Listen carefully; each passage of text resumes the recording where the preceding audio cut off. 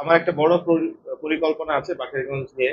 সেটা এখনো আমরা ডিটেলস ওয়ার্কআউট করতে পারি নাই, কারণ এটা একটু সময় সাপেক্ষ একটা ব্যাপার। এটা নিয়ে আমরা এখনো কাজ করতেছি। আমার ইচ্ছা আছে সর্বপ্রথমে আমরা রাস্তাঘাট, আমাদের শিক্ষা প্রতিষ্ঠানগুলি একটু উন্নত করার, শিক্ষার মান যদি কোনোভাবে একটু বেটার করা যায় সেটা নিয়ে কাজ করা। এর পাশাপাশি চিকিৎসা ব্যবস্থা এখনো আমাদের দেখা যায় ছোটখাটো একটা সমস্যা হলেই আমাদের বাকেরগঞ্জে চলে আসতে হয়। কোনো ইউনিয়নে এই চিকিৎসা ব্যবস্থা ওইভাবে উন্নত নাই। এর পাশাপাশি যদি আমরা স্মল এন্টারপ্রেনার যে প্রোগ্রামটা আমাদের গভর্নমেন্টের আছে সেটাকে যেভাবে এটা নিয়ে কাজ করা দরকার, আমি মনে করি সেভাবে এটা নিয়ে এখনো কাজ হচ্ছে না। সবাই জবের জন্য ঘুরতেছে, জবের জন্য শহরমুখী হচ্ছে, কিন্তু কেউ আসলে চিন্তা করতেছে না যে সে একজন নিজেও ব্যবসায়ী হইতে পারে, দুইটা লোককে সে নিজেও চাকরি দিতে পারে। তো এই কয়েকটা ব্যাপার নিয়ে আমার পরিকল্পনা আছে ইনিশিয়ালি কাজ করার। একটু সময় সাপেক্ষ ব্যাপার, টাইম লাগবে, হয়তো ওভারনাইট কোনো কিছু চেঞ্জ করা সম্ভব হবে না। তো ইচ্ছা আছে এগুলো নিয়ে কাজ করার।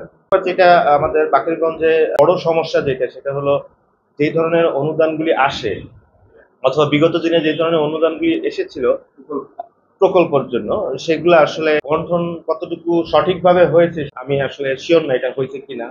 তো আমার আমি আমার সাধ্য মতো চেষ্টা করব 100% অ্যাকুরেটলি যেই কাজে যেই প্রকল্পের জন্য যেই অনুদানগুলি আসে সেগুলো সেই জায়গায় জানি থাকে, সেই জায়গায় জানি পৌঁছায়। তাহলে বাকেরগঞ্জ যে এখন পর্যন্ত আহ, অন্যান্য উপজেলার সাথে কম্পেয়ার করলে যেভাবে পিছিয়ে আছে, আমার মনে হয় ওই অনুদানটা জায়গা মতো যদি যায় তাহলে ইনশাল্লাহ আমি মনে করি যে আবারও বাকেরগঞ্জ অন্যান্য উপজেলার মতন অথবা আরো ভালো করা সম্ভব। অবশ্যই পাবে, না পাওয়ার এখানে কোনো কারণ নাই। কারণ আসলে বাংলাদেশ আমরা যেভাবে চিন্তা করি, বাংলাদেশ কিন্তু আসলে ওই জায়গায় নাই। এখন ইন্টারনেটের যুগ আছে, বাংলাদেশ অলরেডি এখন স্মার্ট বাংলাদেশ হওয়ার লক্ষ্যে আমরা এগিয়ে যাচ্ছি। এইখানে আমার প্রত্যেকটা বাসায় বাসায় যাওয়া অথবা প্রত্যেকটা ইন্ডিভিজুয়াল লোকের পিছিয়ে পিছিয়ে দৌড়ানোর কোনো দরকার নেই। এই যুগে এখন মানে আপনারা যেরকম ফর এক্সাম্পল এখানে আসছেন, এইখানে আপনারা এসে আমার সাথে কথা বলতেছেন, তার মানে এটা না যে আমার এই বার্তাটা যেটা আমি এখন দিচ্ছি সেটা আমার প্রত্যেকটা বাসায় বাসায় দিতে হবে। এটা প্রত্যেকটা বাড়ি বাড়িতে, ঘর বাড়িতে সাধারণ জনের কাছে আপনারাই পৌঁছে দিতে পারবেন।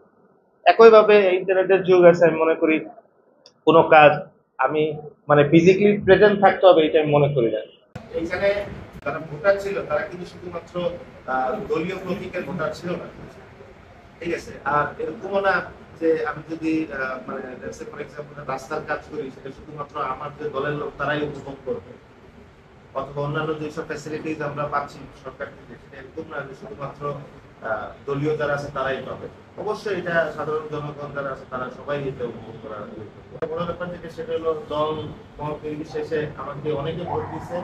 এটা আপনারা হয়তো একটু যাচাই বাছাই করে জানতে পারবেন। তো বাকেরগঞ্জবাসী সবাই আমাকে আমি সবার জন্য কাজ করব। এখানে আমি কে আমার সাথে ছিল অথবা কে আমার সাথে ছিল না এসব ব্যাপারে আমি আসলে খেয়াল করি।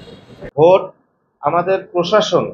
আমাদের প্রশাসনকে আমি আন্তরিকভাবে ধন্যবাদ জানাইতে চাই, কারণ তারা যেইভাবে এই নির্বাচনটা পরিচালনা করছে আমার কাছে মনে হয় কোথাও কোনো কারচুপির কোনো সুযোগ নাই। এর পাশাপাশি যেটা আনারস মার্কা, হ্যাঁ বাদশাহ আছেন, উনি এরকম অনেক কিছুই রটানোর চেষ্টা করেছে আগেও। আহ, আমি যতদূর জানি আনারসের কিছু কর্মী অ্যারেস্ট হয়েছে নির্বাচন চলাকালীন অবস্থায়, কিছু আনারসের কর্মী অ্যারেস্ট হয়েছে, তারা এই কারচুপি করার চেষ্টা করার সময় তারা অ্যারেস্ট হয়েছে। আমি জানি না, হয়তো আপনারা জানতে পারেন যে তারা তো আগে থেকেই বলে রাখছে যে মানে আমাদের আসলে ভোট হোক বা না হোক আমরা কেয়ার করি না, আমরা 10টা ভোট যদি পাই তারপরেও আমরা চেয়ারম্যান কারচুপি করে আমরা বের হয়ে যাব। এটা তারা ওপেনলি, আপনাদের সাধারণ জনগণ যারা আছে বাকেরগঞ্জে তাদের কাছে যদি আপনারা কথা বলেন আপনারা জানবেন যে তারা ওপেনলি এইভাবেই ডিক্লেয়ার দিয়ে দিচ্ছে। আমি বলতে চাই, কখনো যদি শুনেন যে আমি কোনো একটা জনপ্রতিনিধি যারা আছে কারো ব্যাপারে যদি কোনো সময় কোনো সমালোচনা, কোনো ব্যাড কমেন্ট করি না, আমাকে আমার বিশ্বাস যারা আছে চেয়ারম্যান বলেন, এমপি মহোদয় বলেন, যারাই আছে না কেন, কেউ কোনোদিন আমার পিছেও আমার নামে একটা খারাপ কথা বলে না। কারণ আমি কারোর সাথে ওরকম সম্পর্কও রাখি না, ওরকম খারাপ ভাবে কোনো আচরণও করি না, কোনো ধরনের সমালোচনা করি না। তো সবার সাথে সমন্বয় করার ব্যাপারে আমি আসলে যথেষ্ট কনফিডেন্ট যে এই দিকে কোনো গ্যাপ থাকবে না। গত জাতীয় নির্বাচনটা যদি দেখেন, সেই ক্ষেত্রে যারা নৌকার লোক ছিল অথবা যারা ট্রাকের লোক ছিল, নির্বাচনের সময় যে ব্যাপারটা হয়, নির্বাচন আর রাজনীতিটা কিন্তু আলাদা। নির্বাচনের সময় দেখা যায় দল চেঞ্জ হইতে পারে, অথবা ব্যক্তি স্বার্থর কারণে হয়তো একজন একজনের সাথে থাকতে পারে, কিন্তু রাজনীতি ইন জেনারেল কিন্তু এরকম ভাবে থাকে না। তো এইখানে আমি মনে করি যে কোনো ধরনের গ্রুপিং অথবা এটা আমি নিজেই পার্সোনালি পছন্দ করি না, অ্যালাউ করি না। আমার কাছে মনে হয় আমাদের এমপি মহোদয় যে আছে, সে আমাকে নিজের ছেলের মতনই ভাবে, আর সে যথেষ্ট সাপোর্ট আমাকে বরাবরই দিয়ে আসতেছে।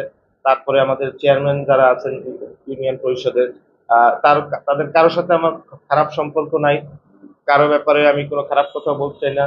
আর আমাদের পৌরসভার যে মেয়র মহোদয় আছে, উনি তো আমার সাথেই ছিল, আপনারা জানেন। তো উনার সাপোর্ট আবার অবশ্যই দরকার। আমার মেয়র মহোদয় তিনি আমাকে সার্বিকভাবে সব ব্যাপারে অনেক সহযোগিতা করেছে। তো কোনো জায়গায় কোনো গ্যাপ আছে বলে আমি মনে করি না। বিক্ষিপ্তভাবে কিছু কিছু ঘটনা ঘটেছে। আমাদের যারা কর্মী ছিল, তারা মারও খেয়েছে, আবার তারাই অ্যারেস্ট হচ্ছে এখন। কিন্তু আমি আমাদের কর্মীদের উদ্দেশ্য করে একটা কথা বলছিলাম যে বাকেরগঞ্জে যারা কাপ্রিজের সমর্থক অথবা যারা কর্মী আছে, সবাই রাজীব তালুকদার। রাজীব তালুকদার সহিংসতায় বিশ্বাস করে না, কোনো ধরনের দাঙ্গা ফাসাদ রাজীব তালুকদার নিজেও পছন্দও করে না, কথাও বলতে চায় না, আর এটা অ্যালাউ করে না। তো আমার কর্মী যারা আছে তারা, অথবা আমার সাথে যারা আছে, যারা সমর্থন দিয়েছে আমাকে, তারা কেউই কোনো ধরনের সহিংসতার ভিতরে জড়িত হয় নাই। কিন্তু আপনারা জানেন, অন্যান্য প্রতিপক্ষের যারা আছে তারা এখনো অনেক ধরনের সমালোচনা করতেছে কোনো কারণ ছাড়া। আমাদের কর্মীদের বাসাবাড়ি ডিক্লেয়ার হওয়ার পরেও তারা বাসাবাড়ি ভাঙছে। এখনো বাকেরগঞ্জে অনেক লোক আছে যারা অসুস্থ, আহ, মানে হাসপাতালে আছে, যারা তাদেরকে মাথা ফাটায় দিছে, কারো কারো পা ভেঙে গেছে, কারো হাত ভেঙে গেছে, এরকম অসংখ্য লোক আছে যারা বাকেরগঞ্জ হসপিটালে এখনই এই মুহূর্তে অবস্থান নিচ্ছে ডিক্লেয়ার দেওয়ার পরও। গতকালকে আমি গেছিলাম, এই যে বরিশালে হসপিটালে গেছিলাম, বিভিন্ন আমাদের কর্মী যারা তাদের সাথে দেখা সাক্ষাৎ করছি। তারপরে বাকিরগঞ্জে আমি গেছি, পাতিশিবপুর আমাদের ইউনিয়ন আওয়ামী লীগের সেক্রেটারি আছে সেন্টু ভাই, ওনার বাসায় হামলা করা হয়েছে। ওনার মেয়েরা, দুটো বাচ্চা মেয়ে আছে ওনার, তারা এখনো আতঙ্কিত। আমি দেখে আসছি, তাদের সাথে বলছি মা কোনো সমস্যা নাই, কোনো সমস্যা নাই, তারা এখনো ভয় পায়। কারণ একজন ইউনিয়ন আওয়ামী লীগের সেক্রেটারি বাসায় এইভাবে, আপনারা যদি যান ওইখানে গেলে আপনার ফুটেজগুলি দেখতে পাবেন, আসলে তারা মানে খুব খারাপ ভাবে এই জিনিসটা করতেছে। আর এর পাশাপাশি আমাদের নেতা কর্মীদেরকে এখন পর্যন্ত গ্রেপ্তার কি কারণে করতেছে সেটা আমি আসলে কোনো কারণ জানি না। হয়তো নির্বাচনের দিন অথবা তার পরক্ষণ যদি একটা ব্যাপার ছিল, সেটা আমি হয়তো বুঝতাম যে তারা কোনো খারাপ কাজ অথবা কোনো দাঙ্গা ফাসাদের ভিতরে লিপ্ত ছিল। গতকালকে রাত্রে তাদেরকে এখনো গ্রেপ্তার করা হচ্ছে। আমি আপনাদের কাছে, আপনাদের দ্বারা একটি মেসেজ দিতে চাই আমাদের প্রশাসন যারা আছে তাদেরকে, যে আপনারা দয়া করে আমাদের নির্দোষ যে ভাই আছে, আমাদের সাথে যারা ছিল, যারা কাপ্রয়তে সমর্থন ছিল, কর্মী ছিল, তাদেরকে আপনারা দয়া করে আহ আননেসেসারি হ্যারেস করেন না প্লিজ। আনারস, এখানে ব্যাপার হলো উনি তো কোনো ধরনের ব্যবসা অথবা কোনো ধরনের চাকরি অথবা কোনো কিছু কোনোদিন করে নাই আমার জানা মতে। তো টাকা কালো না সাদা, এটার প্রসেসটা কি আমার বিশ্বাস উনি জানেন না। যার কারণে উনি না জেনে উনার যথেষ্ট মানে ইনফরমেশনের অভাব আছে ওনার, যার কারণে উনি এরকম একটা মন্তব্য করেছে। কারণ আমি, আবার আমার পরিবার, আমরা গার্মেন্টস ব্যবসায়ী। আমরা, আমাদের টোটাল আয়ের উৎস হলো এক্সপোর্ট করে দিই। যখন আপনি এক্সপোর্ট করেন, আপনার টোটাল পেমেন্ট যেটা আমরা রিসিভ করি, সেটা সরাসরি ব্যাংকের মাধ্যমে আসে। আর এখানে আপনার ব্যাংকের পোর্শনটা বুঝে নেয়, গভর্নমেন্টে যারা ট্যাক্সেশনের যে পার্টটা আছে সেটা তারা বুঝে নেয়, তারপরে আমরা হয়তো আমাদের পার্টটা পাই। তো কালো টাকা, যারা এক্সপোর্ট ওরিয়েন্টেড বিজনেস, তাদের যে কালো টাকার যে এখানে কোয়েশ্চেনটা আসে না, কিন্তু আমার কাছে মনে হয় ওনার যথেষ্ট ইনফরমেশন নাই যে এরকম একটা কথা বলতে পারে। ওনার মতন একজন সিনিয়র নেতা এরকম মানে এরকম সমালোচনা করা ঠিক না।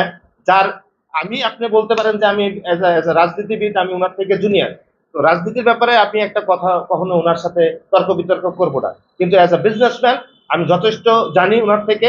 তো ওনার এরকম ধরনের মন্তব্যটা করা ঠিক হয় নাই।